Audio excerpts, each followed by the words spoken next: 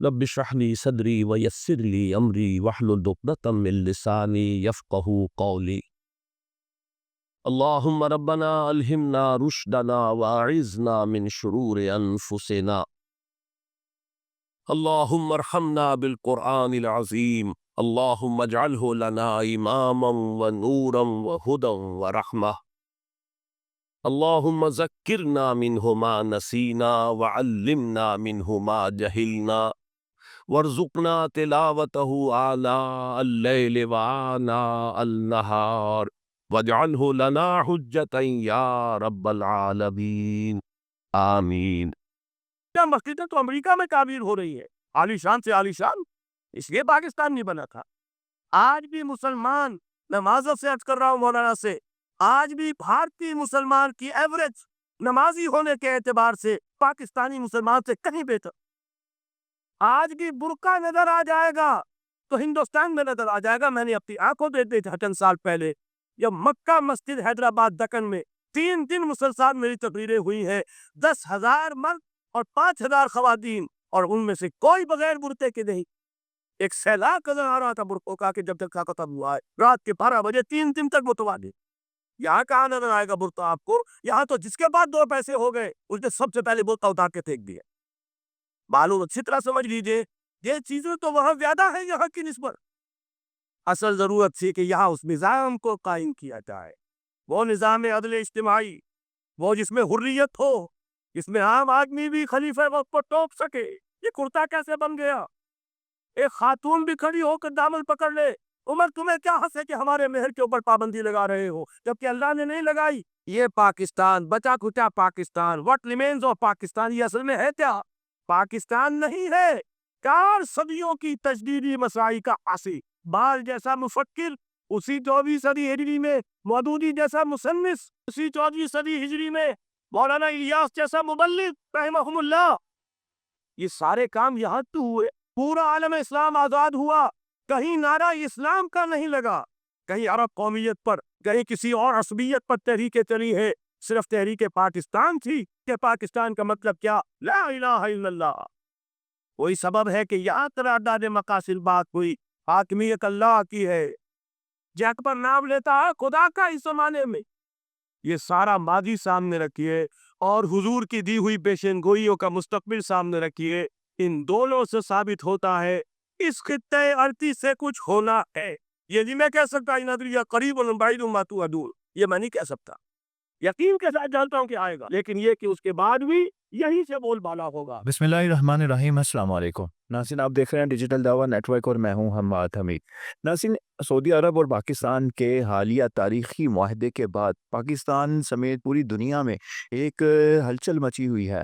سعودی عرب جس نے ہمیشہ امریکہ سے اپنی سیکورٹی کو حاصل کیا، وہاں پر سعودی عرب میں امریکن بیس بھی موجود ہیں، اور وہ بیس موجود ہوتے ہوئے بھی پاکستان کے ساتھ ایک ایسا معاہدہ کرنا کہ اگر سعودی عرب پر حملہ ہوتا ہے تو پاکستان اس کا اپنے اوپر حملہ سمجھے گا، پاکستان اس کا اسی طرح جواب دے گا جیسے پاکستان پر کوئی حملہ کرے تو رد عمل آتا ہے۔ اسی طرح اگر پاکستان پر اٹیک ہوگا تو سعودی عرب ایسے ہی ریئیکٹ کرے گا جیسے سعودی عرب پر کسی نے حملہ کیا۔ اب یہ پیشن گوئی ڈاکٹر اسرار احمد رحمہ اللہ نے آج سے 30 سال پہلے کر دی تھی کہ یہ پاکستان وہ خطہ ہے کہ جس سے آنے والے سالوں میں کام لیا جائے گا، اور اس سے آنے والے ایسے کام لیے جائیں گے کہ دنیا عالم اسلام کو یہ لیڈ کرے گا اور دنیا دیکھے گی۔ یہ ان کی پیشن گوئی، میں ایک کلپ دیکھ رہا تھا، پھر میں نے اس کے اوپر سرچ کیا تو پھر مجھے ان کی ایک 8 سے 10 منٹ کا ایک کلپ پورا ملا جس میں انہوں نے یہ پورا بریف کیا کہ کس طرح پاکستان بنا اور وہ کیسے بنا، کیوں بنا، اور اس کا مقصد کیا تھا۔ اس کا مقصد یہ تھا کہ آج جو ہم دیکھ رہے ہیں کہ پورے عرب کنٹریز میں اگر نام لیا جا رہا ہے تو وہ صرف پاکستان کا ہے۔ تو آئیے سنتے ہیں ڈاکٹر اسرار احمد رحمہ اللہ کی وہ پیشن گوئی جو انہوں نے آج سے 30 سال پہلے پاکستان کے بارے میں کر دی تھی۔ ابھی عالم اسلام کا ایک سالڈ بلاک ہے جو یہودی ورلڈ آرڈر کی نگاہوں میں کھٹک رہا ہے۔ میں کھٹکتا ہوں دل یزداں میں کانٹے کی طرح، اگرچہ ان کی اسٹریٹجی کیا ہے؟ ایک ایک کر کے ان کے حصے بکھرے کر کے تیا پاچا کرو۔ ابھی وہ بلاک کون سا؟ ایران ہے، افغانستان ہے، پاکستان ہے، اور دوسری ترکستان سے آزاد ہونے والی جو ریاستیں ہیں یہ ایک سالڈ بلاک. یہ عجمی مسلمان عربی نے عربی گئے، یہ نوٹ کر لیجئے، اس لیے کہ عربوں کو اللہ نے فضیلت دی تھی، محمد ان میں سے تھے صلی اللہ علیہ وسلم، یہ رتبہ بلند بنا جن کو مل گیا.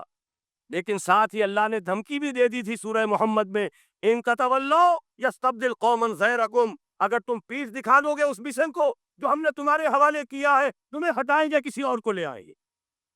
اور یہ بات ہو چکی ہے 13ویں صدی عیسوی میں، 1258 میں جب سقوط بغداد ہوا ہے، عربوں کے ہاتھ سے عالم اسلام کی قیادت چھین لی گئی. اس کے بعد قیادت کن کے ہاتھوں میں آئی؟ ترکوں کے ہاتھ.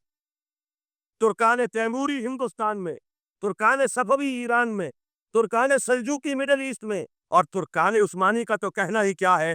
وہ ایشیا مائنر سے چل کر آپ کو معلوم ہے کہ مشرقی یورپ کا کتنا بڑا علاقہ، دی گریٹ آٹومان امپائر اس صدی کے آغاز تک قائم تھی. اس صدی میں عجیب عجیب معجزے ہوئے ہیں. گریٹ آٹومان امپائر جو 3 بر اعظموں پر محیط، نام و نشان ختم. The great U S S R, نام و نشان ختم. اب تو روس سارے ملک کی حیثیت سے رہ گئے. یہ اس صدی میں دو اور وقت نہیں ہے، میں اور آپ کو کیا بتاؤں. اس صدی میں تو بڑے بڑے عجیب عجوبے ہوئے ہیں. بڑی بڑی 2 عظیم جنگیں ہو چکی ہیں، تیسری جو ہے سر پر کھڑی ہے، دور نہیں ہے، جس کو حدیث میں کہا گیا ہے الملحمۃ العظمیٰ، تاریخ انسانی کی عظیم ترین جنگ. اور وہی صلیبی جنگ جس کا آغاز بوسنیا سے ہو چکا ہے.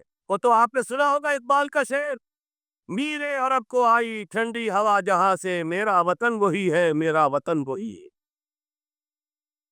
حدیث میں آتا ہے یخرج الناس من المشرق یؤتون للمہدی یعنی سلطان ہی، مشرق سے فوجیں نکلیں گی کہ جو کہ مہدی کی حکومت طائی کرے. لیکن جتنا خون یہاں پر خلوص کے ساتھ دیا گیا ہے اس کی مقدار بھی کم نہیں ہے. یہاں سے خیر برآمد ہوگا. اور دوسری بات اپنے بارے میں نوٹ کر لیجئے، یہ پاکستان، بچا کھچا Pakistan, what remains of Pakistan, یہ اصل میں ہے کیا؟ مولانا بہت خوبصورت انداز میں فرما رہے تھے، یہ 313 نہیں تھے، اسلام تھا. یہ کتنا نوٹ کیجئے، پاکستان نہیں ہے، 4 صدیوں کی تجدیدی مساعی کا حاصل. آپ نے کبھی نوٹ کیا ختم نبوت کے بعد اب سب سے اونچا منصب کس کا ہے؟ مجددین.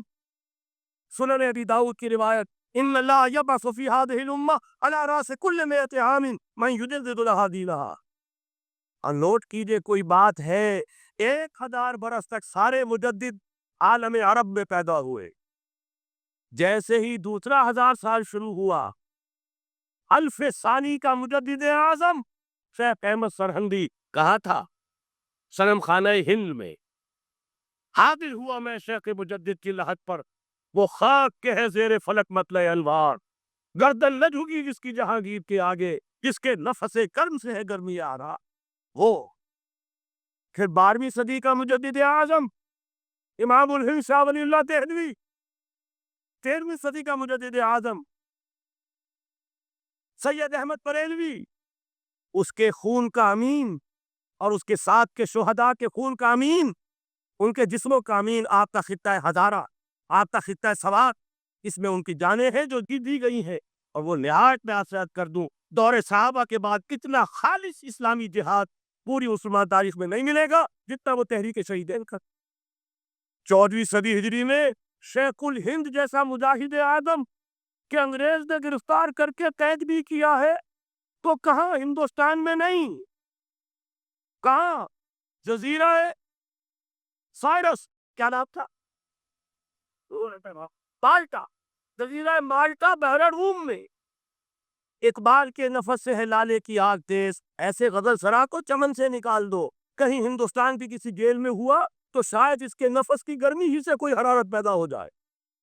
اور اسی صدی میں 14ویں صدی ہجری میں اقبال جیسا مفکر، اسی 14ویں صدی ہجری میں مودودی جیسا مصنف، اسی 14ویں صدی ہجری میں مولانا الیاس جیسا مبلغ رحمہم اللہ، عظیم شخصیتیں. آج پورے عالم اسلام میں آپ کو تبلیغی دوست ملیں گے. یہ کہاں سے شروع ہوئی تحریک؟ دہلی کی ایک چھوٹی سی مسجد سے. وہ مسجد بنگلے والی اب تو بڑی عالیشان ہو گئی ہے، جب وہاں شروع ہوا تھا کام بڑی چھوٹی سی. یہ سارے کام یہاں کیوں ہوئے؟ پورا عالم اسلام آزاد ہوا، کہیں نعرہ اسلام کا نہیں لگا، کہیں عرب قومیت پر، کہیں کسی اور عصبیت پر تحریکیں چلی ہے، صرف تحریک پاکستان تھی کہ پاکستان کا مطلب کیا؟ لا الہ الا اللہ۔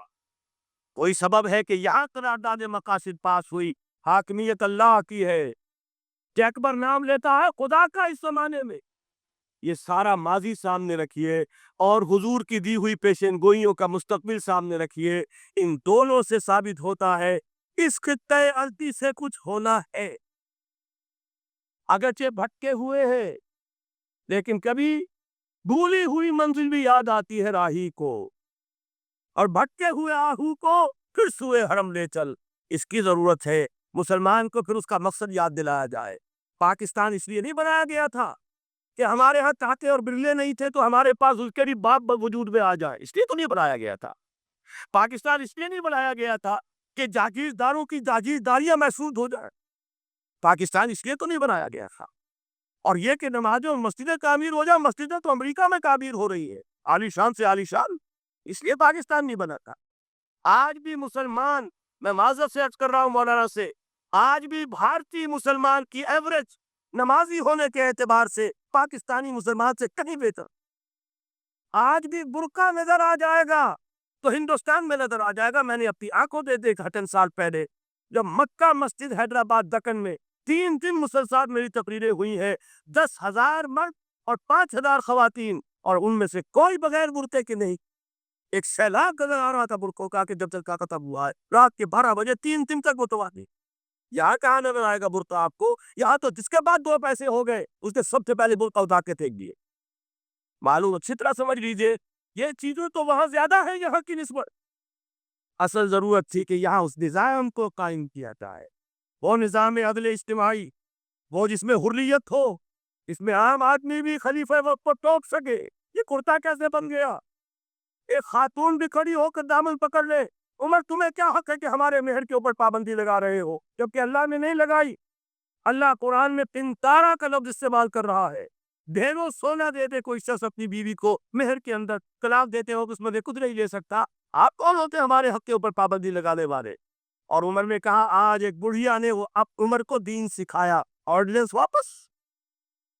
حضرت سعد بن ابی وقاص رضی اللہ تعالی عنہ جو فاتح ایران تھے، وہ گورنر ایسے ہی نہیں بن گئے تھے، ریوڑیاں بٹی ہو گورنری مل گئی ہو، وہ تو خود فاتح تھے ایران کے، اس لیے گورنر تھے۔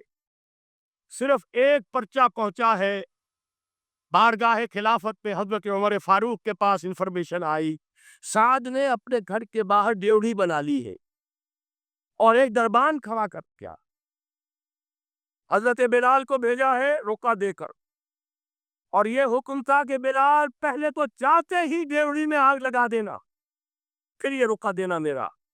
اور رقعے میں لکھا ہوا تھا اے سعد، لوگوں کو ان کی ماں نے آزاد کرنا تھا، تم نے انہیں اپنا غلام کب سے بنا لیا ہے؟ یہ دربان کا ایک عطیہ پہ آگے، وہ حریت، وہ مساوات کہ جا رہا ہو خلیفہ وقت اور چارج لینے جا رہا ہے بیت المقدس کا، کوئی ذاتی علاج کے لیے نہیں جا رہا، سیر و سیاحت کے